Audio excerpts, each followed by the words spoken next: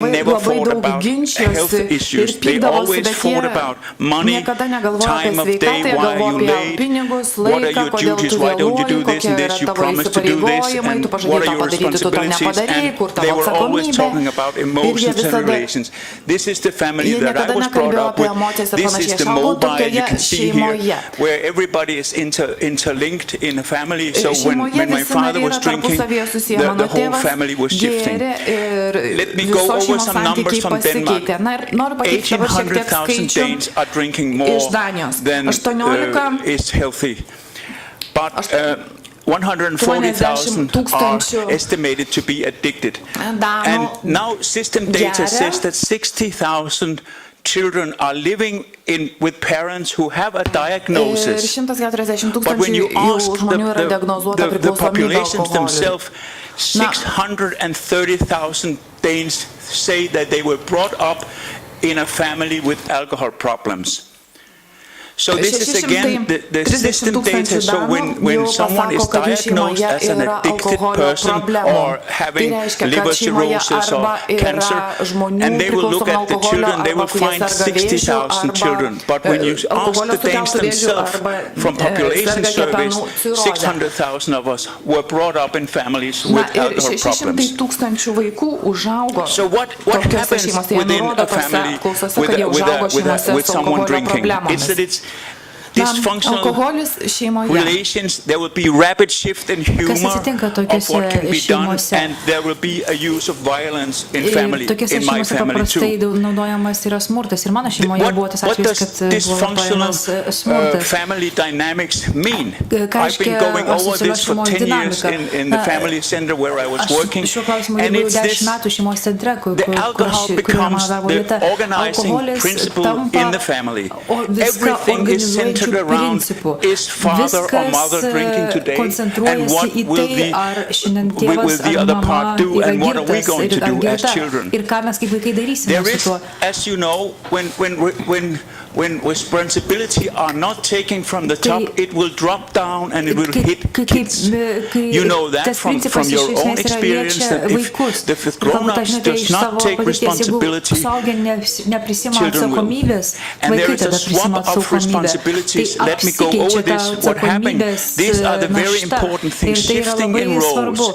So when there is some days where father was not drinking and mother was quiet, we were all walking like Paul from Norway said the other day, we were walking on eggshells, not trying to predict, we were trying to predict when the next nuspėti, kada bus kitas and we were trying to discourage, avoid making noises, and in that period when there was this alcohol monster in families, we were just trying to survive and help the family as much as we could as children. The harm in the family is very important from this period of time in Denmark.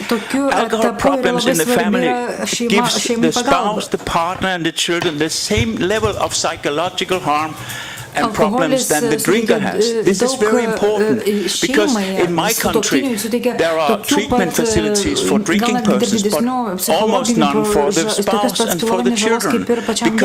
And nobody thinks about it because they have this, and it should be looked into as they have this. What is the outcome of being brought up in a family as a child? The swap in responsibility means that you will end up as a child. When I was 10 or 20 years of age, I was a problem-solving behavior person. I was constantly looking for ways to help my family. I wanted them to stop their misbehaving, and I was constantly trying to help them do that. So I was very good at not looking to my own problems, but still trying to help other people. And I was also, as I grew older, a person who were problem-seeking behavior, because I was, as it says here, when I come to places where things are harmonious, I think they're strange because I'm brought up in districts. Nueidavau į tokias šeimas, kuriuose So they harmoningi attach santykiai man jos these atrodydavo gana these children, they keistai, nes aš attach užaugau visai kitokioje šeimoje. to other people with problems to try to help them, or they will create problems themselves. And you've been through this several times that you will see that there are children in your society also trying to create problems for themselves. So growing up in a family with alcohol problems, it's not a diagnosed category. You have low self-esteem, you have problems with close relations, you experience shame of your family, you experience guilt, you are lonely, you have difficulties finding your own borders when you are with other people, and you fear being left alone. This is some of the things over and over that people from families, children from families will say. But evidence-based diagnoses are waiting in line for these children. When they are, as Aina said yesterday, when a family takes a problem kid to the specialist, they will give him a diagnosis: anxiety, depression, self-destruction behavior, suicidal behavior, eating disorders, addiction, abuse, ADHD, as Paul was mentioning yesterday, and post-traumatic stress. These are the diagnoses, these are the labels that children from alcohol-related families will get, often not seen as a result from being brought up in an alcohol problem family. So they are often wrongly diagnosed, or you could say that we are blaming the victims, putting a diagnosis on the people who are actually just doing normal things in a family. The long-term effects, as Paul was saying, is that when you have been living in a family with alcohol problem, it's almost like you have post-traumatic stress syndrome. And this is, children are of course dependent on grown-ups when they are children. They cannot move. So the problematic kids, as we heard yesterday, the not so good kids, as Arnie from Iceland said, or the hard to educate kids, the dropout youth, the unorganized youth, as Paul mentioned, they could often be children living in problematic circumstances, and it's not often seen like that. They are busy. Children in alcohol-related families are very busy. They cannot concentrate in school because they are so busy concentrated on what is happening in the family. So they're exhausted. They're constantly trying to find ways to help the family. So they're exhausted, they're tired, and they're deeply concentrated on something else than, for instance, going to all these sports facilities and all the normal good stuff that you offer them.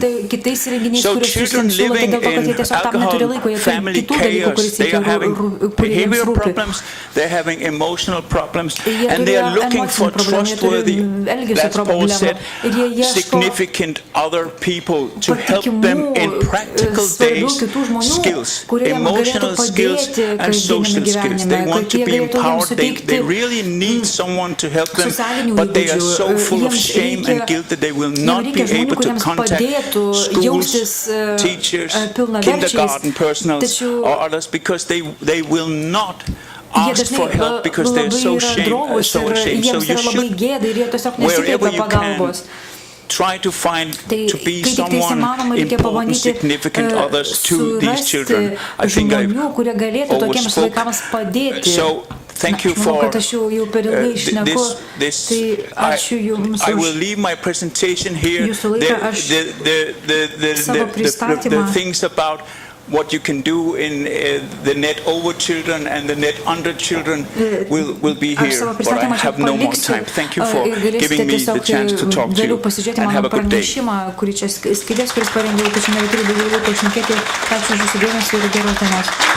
Dėkoju gerbiamam Hasse Schneidermanui. Thank you, Mr. Schneiderman. O dabar kviečiame And now let me give the Jolantą floor to Lazugą Jolanta Kościurovską, atsiprašau už Kościurovską. pagalbą priklausomiems vaikams Lenkijoje.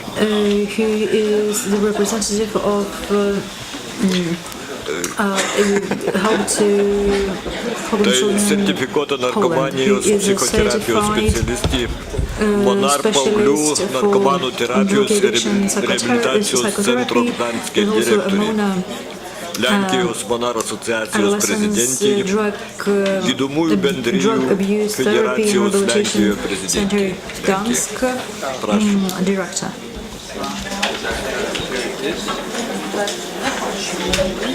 Okay. And there's a mouse. And when are you Just change press, this? yes. Okay. Good morning, ladies and gentlemen. I came from Poland, and I would like to present for you a piece of my work. I am really practitioner. I'm working with such children as my colleague was saying. So I have only 15 minutes and then I have a plane. So because I live in Gdańsk, if you will want to, I will come again. I say tomorrow and I will ask you, answer your question. I represent Monar. Monar is non-governmental organization, non-political association, which was founded 35 years ago, and I am officially now the president of this organization, but in every day in my work, I work with children in Gdańsk in a rehabilitation and treatment center for drug addict children, but they are not maybe addict, they just use, abuse and addicted to different kind of drugs. Because I don't have time, we have such a 7 rehabilitation centers around Poland, and in 5 minutes I would like to say how you can start to work with very, very difficult children which have a lot of problems together in the same time. So we can use all methods which are known as therapy methods, but in case of young people, young users, the method needs to be adopted to the specifics of the needs of adolescents and addiction severity and the extent of the problem associated with the use of drugs. The most important, the very important, is to establish warm, safe and authentic relations with child. You will never have the effects if you won't be far away from child. From the therapeutic point of view, it is really important to address... I forgot about. Pamiršau apie skaidrės. To understand from the therapeutic point of view, it is really important to address the following needs of adolescents. First of all, to understand the relation between drug use and the development of the individual as well as function of drugs in the life of a young person. It is always very important to know what means the drug use for child. Second, to understand the importance of dynamic changes resulting from the intensive development of the intellectual, emotional and social skills. To recognize the level of drug dependence and problems related to drug use. And the last one, to determine the degree of readiness to change. It's not easy, but I don't have time to explain you more. Unwanted behaviors and to address the problem. therapeutic relation with adolescents. What really is terapiniai santykiai su paaugliu. Ko iš tikrųjų reikia? You show them Visų pirma, reikia that you understand them, parodyti jam, kad jūs juos suprantate. you treat him or her seriously. Parodyti, kad You jūs have to show rimtai jį him žiūrite. them Reikia respect parodyti for his pagarbą. autonomy in decision making. Parodyti, kad jūs gerbėte jo savarankiškumą priimti sprendimus. Negalima spausti vaiko keistis. Reikia būti nuoširdžiu ir geru ir remiančiu. What disqualifies ir ko nereikėtų daryti. lack of partnership. The partnership is very Kas yra important blogai, to tai have partnerystės trūkumas. a good relation. Lack of Partnerystės respect, pojūtis yra labai svarbus. moralizing, Kai trūksta advising, pagarbos yra labai blogai. enforcing Labai blogai, change. kai yra moralizuojama, kai yra patarimai duodami ir kai yra verčiama keistis. Sorry, I haven't respect this. But first of all, we have to know who is the adolescent which we are going to treat him. We have to know